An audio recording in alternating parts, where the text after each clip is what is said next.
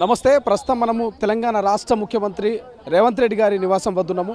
So మొన్నటి వరకు అందరికీ తెలుసు పార్లమెంట్ ఎన్నికల కోడ్ ముగిసింది. ఓవైపు ప్రజావాణిలో ప్రజల సమస్యల గురించి నిత్యం అప్లికేషన్లు రిసీవ్ చేసుకుంటాం, దరఖాస్తులు రిసీవ్ చేసుకుంటాం.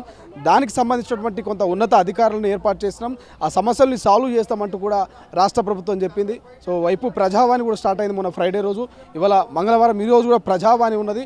సో కానీ ప్రజావాణికి వెళ్లకుండా ముఖ్యమంత్రి గారి నివాసానికి వస్తున్నారు బాధితులంతా కూడా.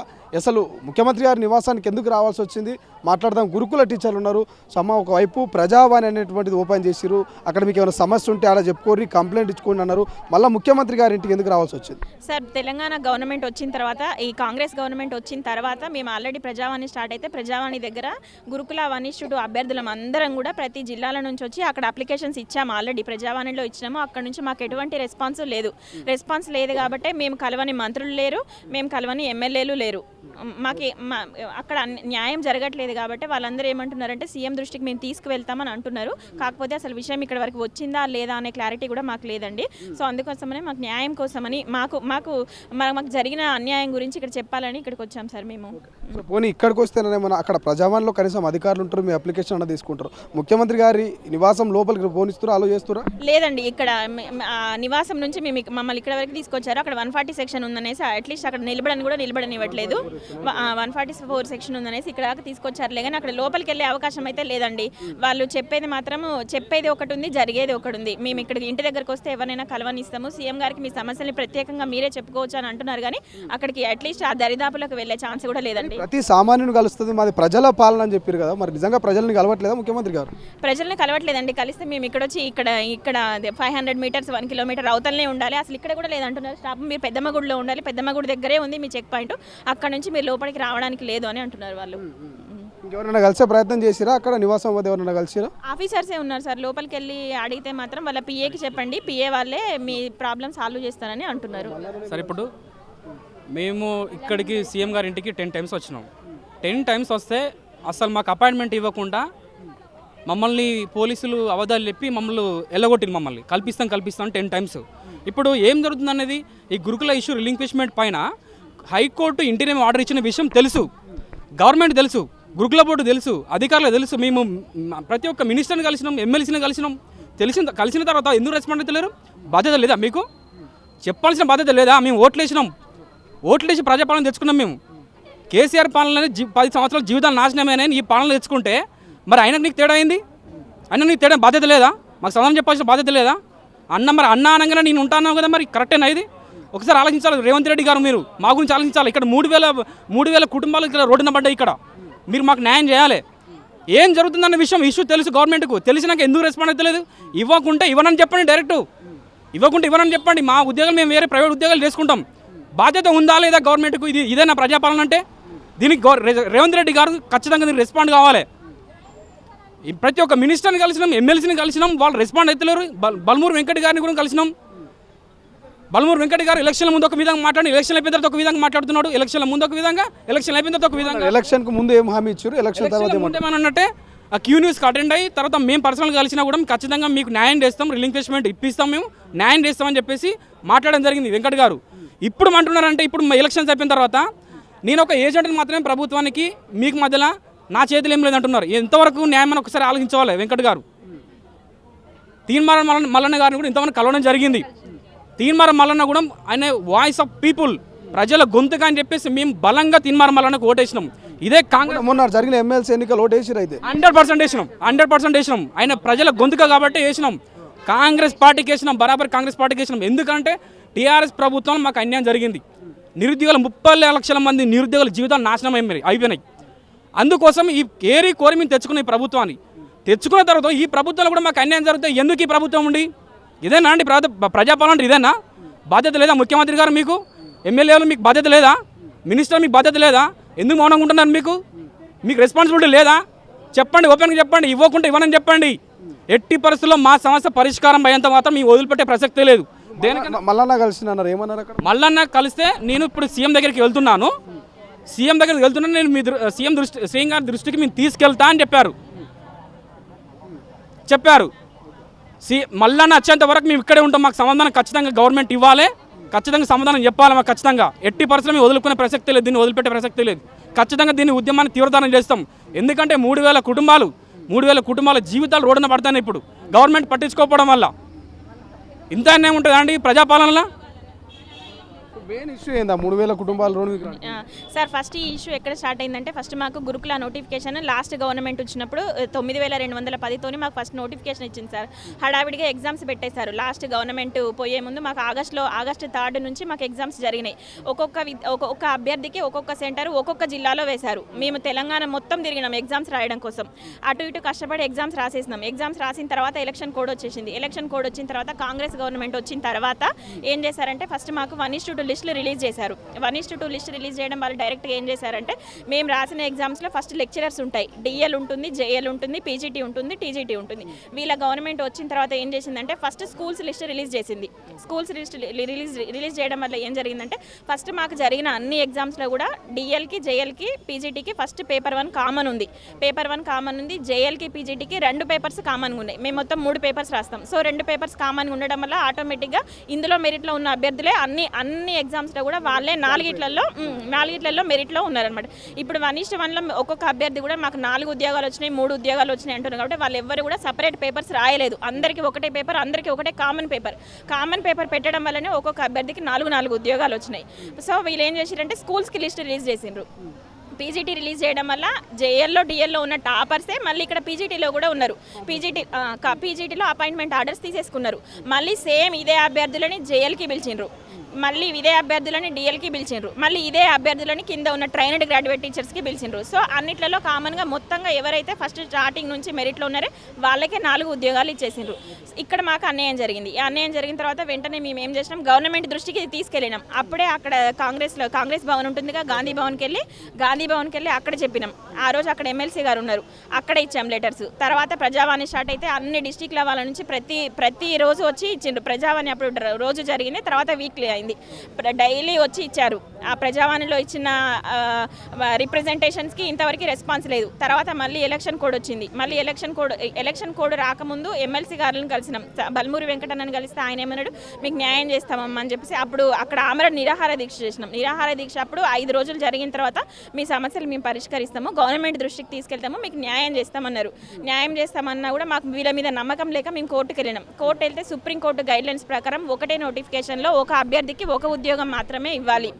సో వీళ్ళు 4 ఉద్యోగాలు ఇవ్వడం వల్ల ఆ సుప్రీంకోర్టు గైడ్లైన్స్ కూడా మనకి ఇక్కడ తెలంగాణ గవర్నమెంట్లో పోలీస్ రిక్రూట్మెంట్ బోర్డులో ఉన్నాయి, ఒక్కొక్కటేమో ఎలక్ట్రిక్ బోర్డులో ఉన్నాయి.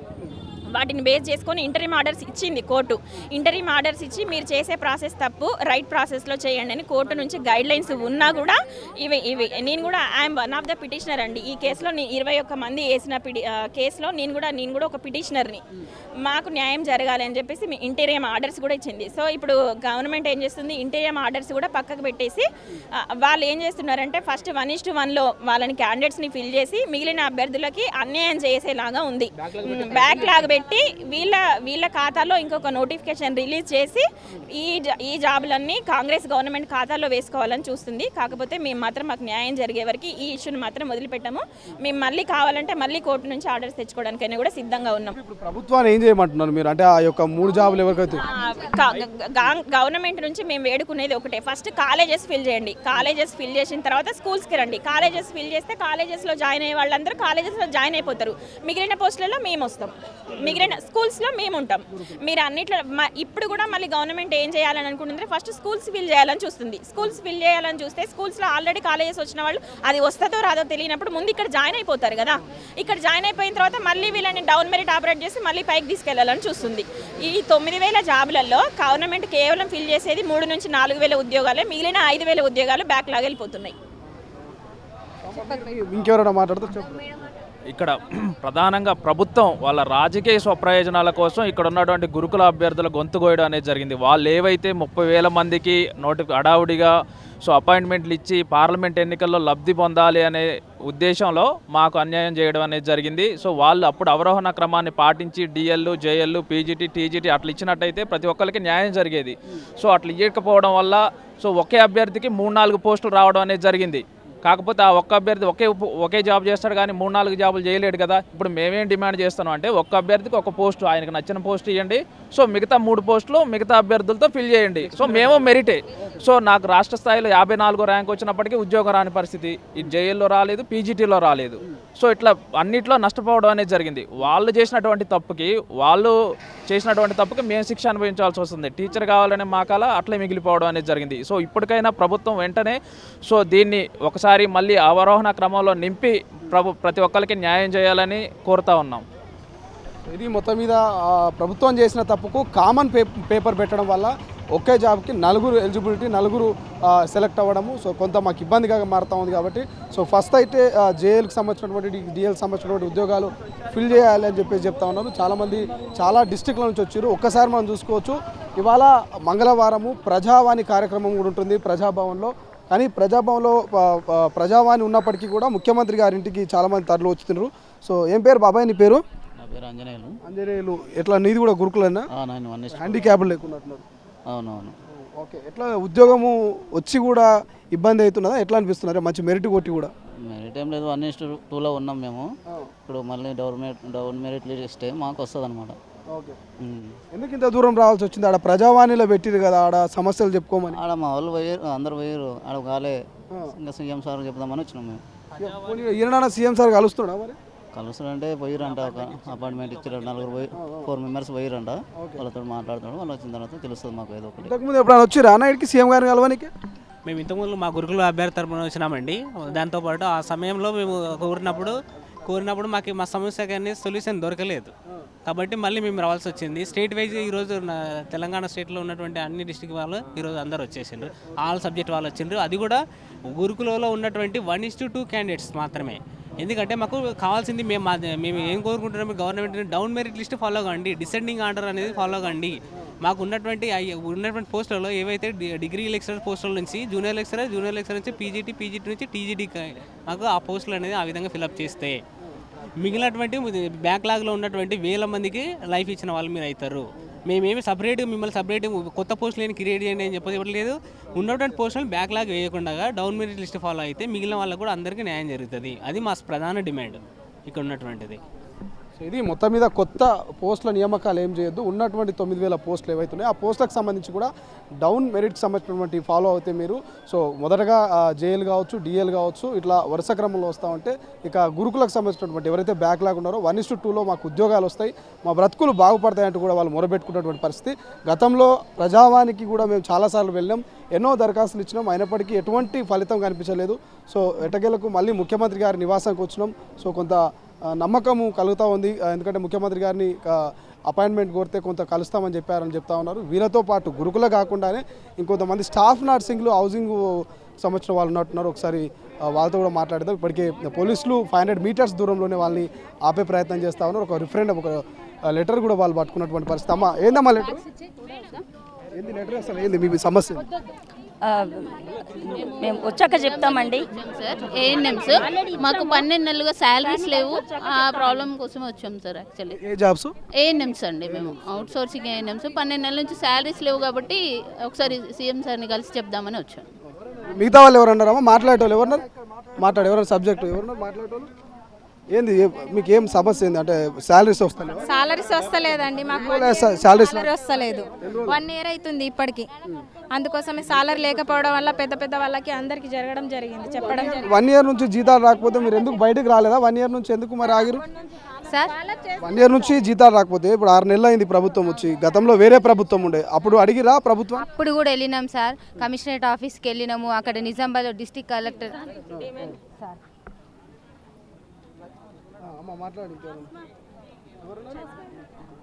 ఎంతమంది వచ్చారమ్మా? మీరు ఎక్కడికి వెళ్ళి వచ్చారు అందరూ? మొత్తం ఓన్లీ నిజామాబాదేనా? మీ ఏరియాలోనే వస్తలేవా జీతాలు? లేకపోతే రాష్ట్రం అంతా వస్తుంది? డిస్ట్రిక్ట్ ఒకటే వస్తలేదు, అన్ని నిజామాబాదే. నిజామాబాద్ డిస్ట్రిక్ట్. మంత్రి ఉన్నారు కదా, మంత్రులు ఎమ్మెల్యేలు అలా కలవలేదు సార్. అప్పటి నుంచి వాకప్ చేస్తున్నాం సార్, కానీ ఏం కలిసి అక్కడ డేమెంట్ సార్ని కలిసాము, అక్కడ కలెక్టర్ సార్ని కలిసాము, ఎమ్మెల్యే ఎంపీలు అందరిని కలిసాం సార్, కానీ ఏం ప్రయోజనం లేదు సార్. ఏమన్నారు వాళ్ళు? ఏమన్నారు?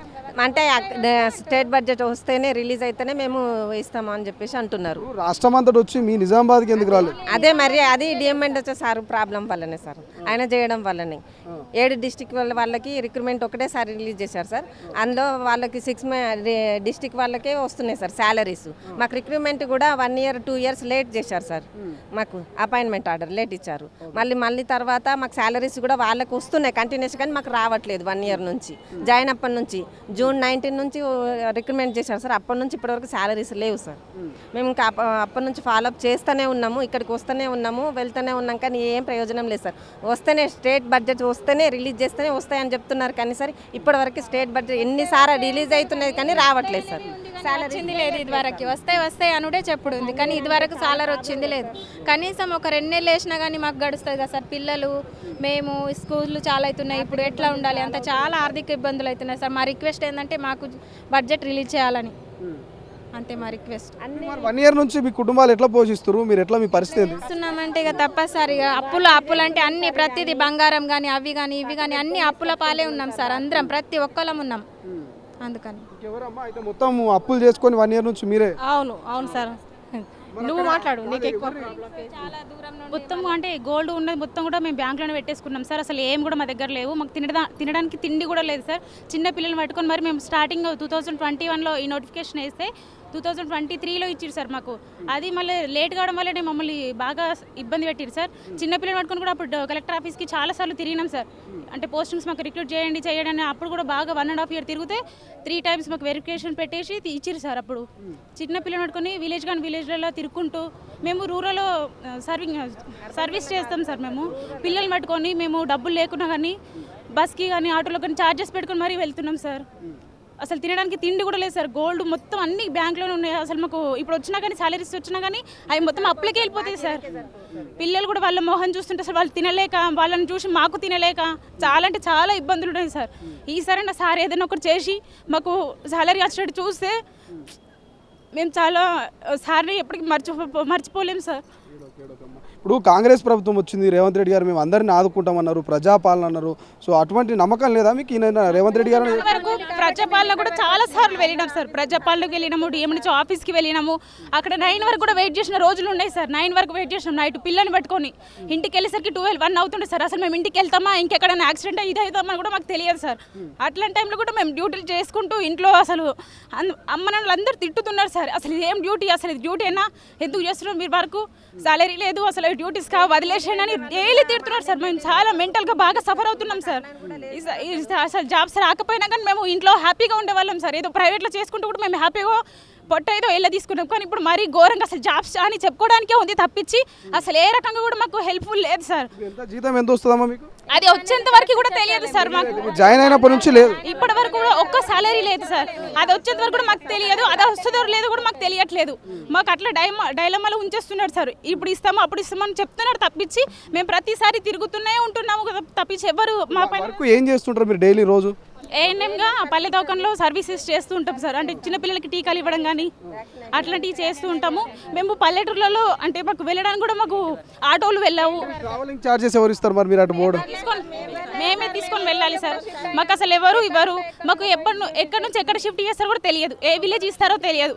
మేము మళ్ళీ పిల్లల్ని పట్టుకొని ఆటో ఏదో మాట్లాడుకొని దానికి డబ్బులు పెట్టుకొని మళ్ళీ ఇటు వెళ్ళి సర్వీస్ చేద్దామని మేము అనుకుంటున్నాం గవర్నమెంట్ సర్వీసెస్. కానీ మాకు ఒక్క సాలరీ లేకపోతే కూడా ఎట్లా చేస్తాం సార్ సర్వీసెస్ అనేది? దీని గురించి సార్ ఎట్లయినా సరే మాకు స్పందించి మాకు ఎట్లయినా సరే మాకు శాలరీస్ ఇప్పించాలని మేము మా ఆవేదన మేము చాలా వ్యక్తం చేస్తున్నాం సార్.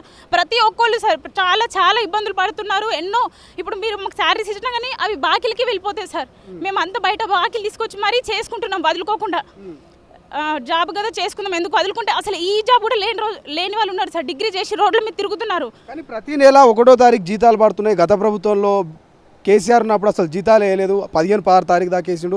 మేము ప్రభుత్వంలోకి వచ్చినాక ప్రతి ఒక్కరికి 1వ తారీఖు జీతం వేస్తుందో అని చెప్పి ముఖ్యమంత్రి గారు అంటున్నారు. మీరేమో పడతలేమంటున్నారు. ఏది నమ్మాలి సార్? అది అన్నది కరెక్టేనేమో సార్, నేను కాదు అనట్లేను సార్. అది అన్నది కరెక్టే అయిండొచ్చు, కానీ మా విషయంలో మాత్రం అది ఇంతవరకు జరగలేదు సార్. ఇంతవరకు కూడా అది రాలేదు, అది జరగలేదు. అది కంపల్సరీ సార్ మా పైన కనుకరించి అది కూడా మాకు కూడా అమలు అయ్యేటట్టు చేస్తే మేము సంతోషంగా ఉంటాం సార్. ఎట్లా చేసి అది కొద్దిగా మాకు వచ్చేటట్టు మీరైనా కొంచెం చేయండి సార్. మాకు చాలా హెల్ప్ అవుతుంది సార్, ఎందుకంటే బాగా ఇబ్బంది ఉంది సార్. ఎవరిని లోపలికి పోయిరు కదా, కలుస్తున్నారా మరి ముఖ్యమంత్రి గారు కలుస్తున్నారా అమ్మా? లోపలికి వెళ్ళారు ఎంతమంది పోయారు? 4 మెంబర్స్. కలుస్తామని చెప్పారు. అవును, కలుస్తామన్నాను. సో ఇది సమస్య. మొత్తం మీద సమస్య ఏదైనా సరే కానీ రాష్ట్ర వ్యాప్తంగా ప్రజావాణి ప్రజాపాలన ఏర్పాటు చేసినటువంటి కాంగ్రెస్ ప్రభుత్వం గతంలో కొంత ప్రజా ఆదరణ బాగుండే, సో సమస్యలు సాల్వ్ అవుతాయని చెప్పేసి మొదటగా ప్రజా దర్బార్ అనుకున్నారు, తర్వాత ప్రజావాణిగా మార్చారు. సో ఏదైతే ఆ ప్రగతి భవన్, పాత ప్రగతి భవన్, ఇప్పుడున్నటువంటి ప్రజాభవన్కి అయితే చాలామంది తరలి వెళ్ళారు. కానీ అక్కడికి వెళ్ళి మేమైతే అప్లికేషన్ పెట్టుకున్నాం, దరఖాస్తులు పెట్టుకున్నా కూడా మా సమస్య సాల్వ్ అవ్వట్లేదని చెప్పేసి చాలామంది ముఖ్యమంత్రి గారి ఇంటికే డైరెక్ట్గా వచ్చి ఆయనను కలిసే ప్రయత్నం చేయడమో లేకపోతే ఆయనకు వినతి పత్రం ఇచ్చే ప్రయత్నం చేస్తూ ఉన్నారు. సో చూస్తూ ఉన్నాం ఇప్పటికీ ఓవైపు గురుకుల, మరోవైపు ఏఎన్ఎంలు చాలామంది తరలి వస్తున్నారు. అయినప్పటికీ కూడా 500 మీటర్స్ 1 కిలోమీటర్ డిస్టెన్స్లోనే పోలీసులు వీళ్ళని ఆపే ప్రయత్నం చేస్తూ ఉన్నారు. ముఖ్యమంత్రి గారిని కేవలం ఒక 3-4 వెళ్ళి కలిసేటువంటి ప్రయత్నం చేయాలంటూ కూడా వాళ్ళకి చెప్తున్నటువంటి సిచ్యువేషను. కానీ రాష్ట్ర ప్రభుత్వము మీ అందరికీ తెలుసు 1వ తారీఖుకే జీతాలు పడుతున్నాయంటూ చాలా గొప్పలుగా చెప్తా ఉంది, తన ఎత్తులకు పోతూ ఉంది. కానీ నిజామాబాద్ డిస్టిక్ నుంచి వచ్చినటువంటి ఈ ఆడబిడ్డలందరూ కూడా దాదాపు 1 ఇయర్ నుంచి జీతాలు లేవట. మనందరికీ తెలుసు, కొత్తగా ఉద్యోగం ఎక్కితే, నౌకరీ ఎక్కితే మొదటి జీతం తీసుకొని ఆనందం ఉంటుంది. ఆ మొదటి జీతం ఎట్లా ఉంటుంది, ఎన్నో వస్తాయి, ఏం చేయాలి, దీని వాతావరణం అంతా కూడా మీ అందరికీ తెలుసు. అమ్మకు చీర కొనియాలి, లేకపోతే ఇంకో ఖర్చులు ఇంకోటి చేసుకోవాలి. కానీ వీళ్ళు మొదటి జీతమే అందుకోవాలి.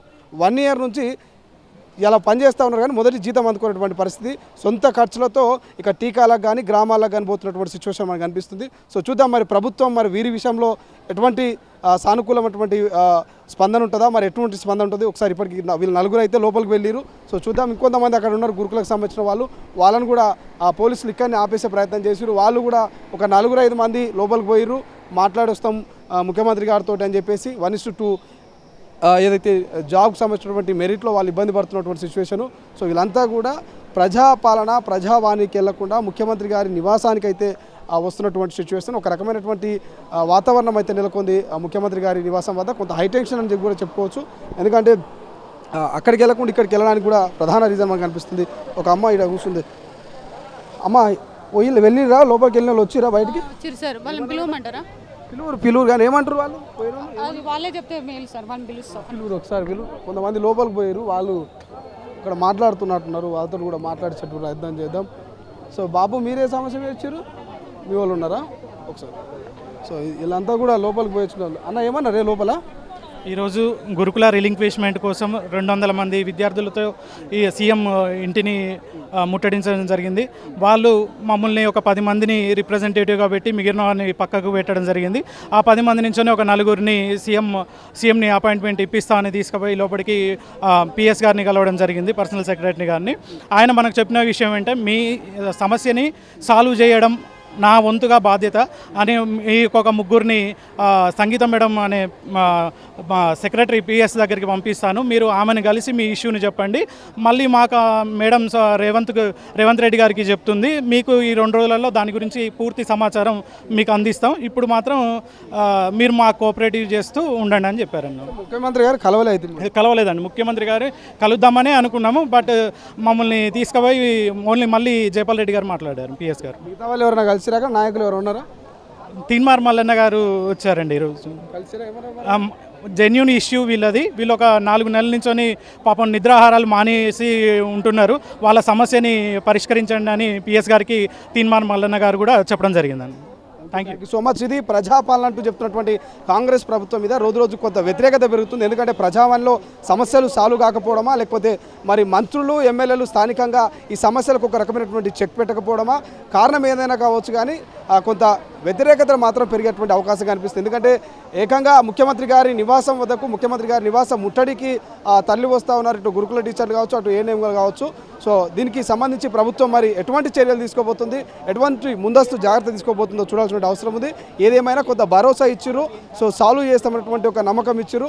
అందుకే కొంత మేము ముట్టడిని విరమిస్తున్నాం అన్నట్టుగా గురుకుల టీచర్లు చెప్తున్నటువంటి పరిస్థితి. కెమెరా పర్సన్ అజయ్తో శ్రీశైలం, తొలి వెలుగు, హైదరాబాద్. అసలైన తొలి వెలుగు. ఫాలో వాట్సాప్ @తొలి వెలుగు official.